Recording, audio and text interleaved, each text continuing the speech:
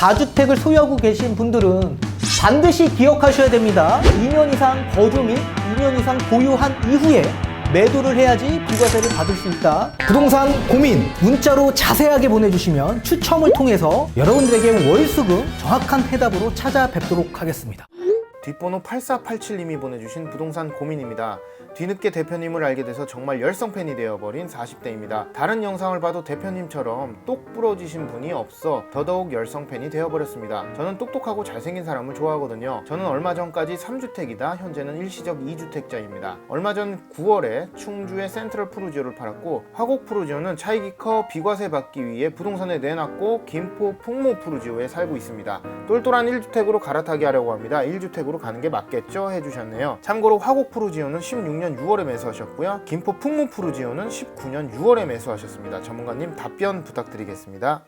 네, 일단 답변부터 드리도록 하겠습니다. 우리 구독자님 정말 안타깝게 비과세를 받고 똘똘한 1주택으로 갈아타시는 건 어려우실 것 같습니다. 따라서 지금처럼 2주택으로 계속적으로 보유할 수밖에 없는 상황이시고요. 이 영상을 다 보시고 회사로 연락 주셔서 다시 한번 전략적인 상담을 받아 보셔야 될 것 같습니다. 도와드릴게요. 그리고 우리 구독자님 사연처럼 다주택자분들이 이렇게 놓여진 상황들이 아마 많으실 걸로 판단이 됩니다.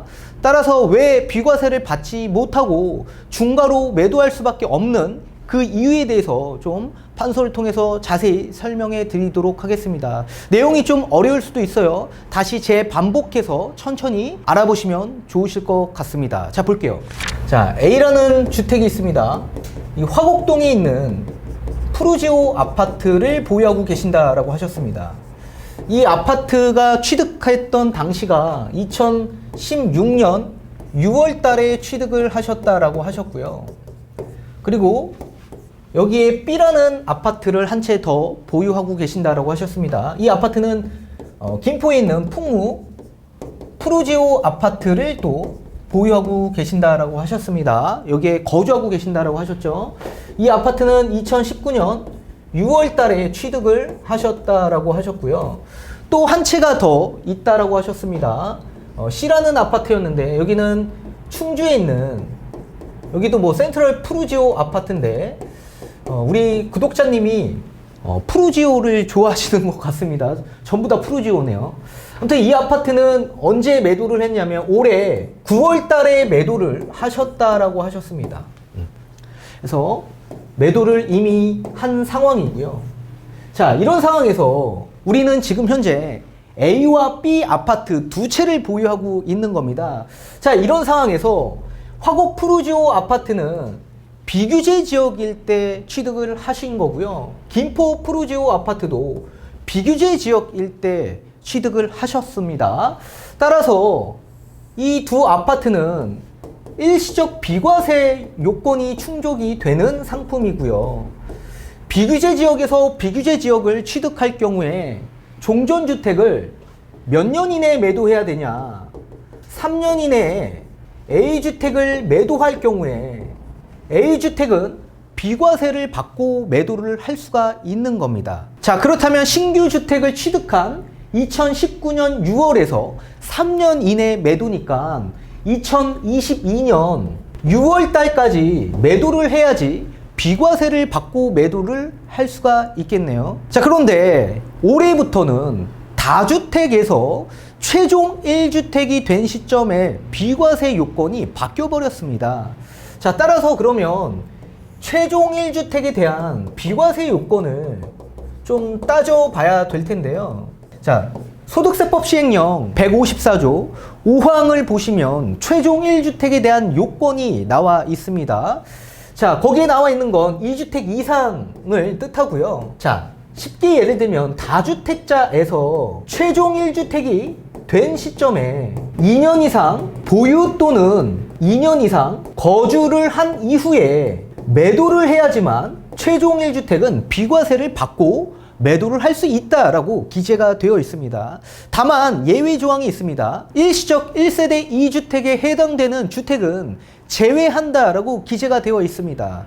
자, 따라서 우리 입장에서도 3주택자였지만 한 채를 매도하고 일시적 1세대 2주택에 해당되는 상황이기 때문에 우리 A주택은 언제든지 매도해도 비과세를 받을 수가 있겠죠.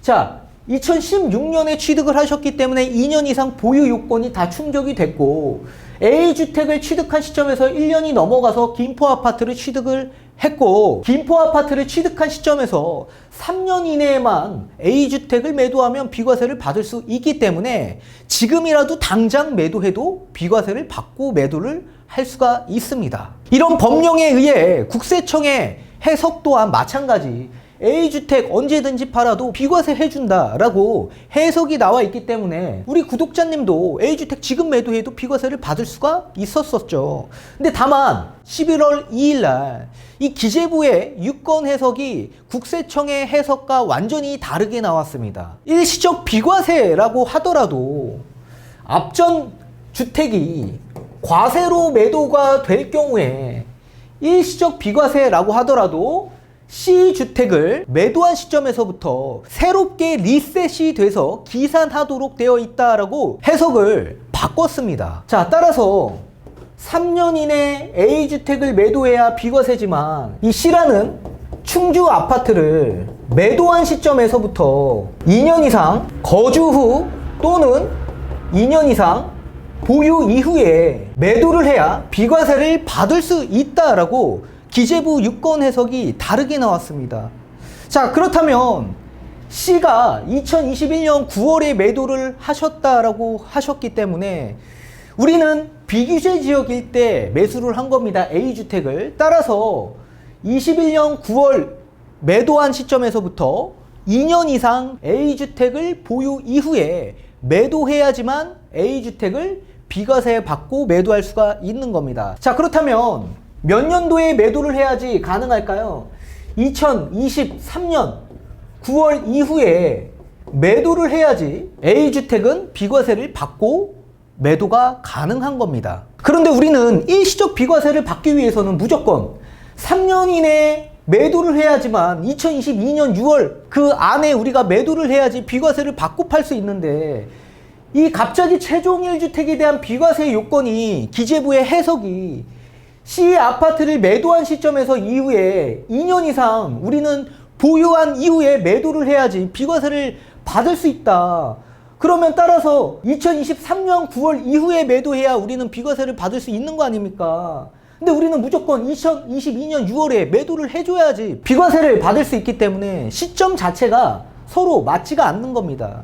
무조건 2022년 6월에 매도를 해야 됩니다. 비과세를 받기 위해서 3년 이내 매도니까.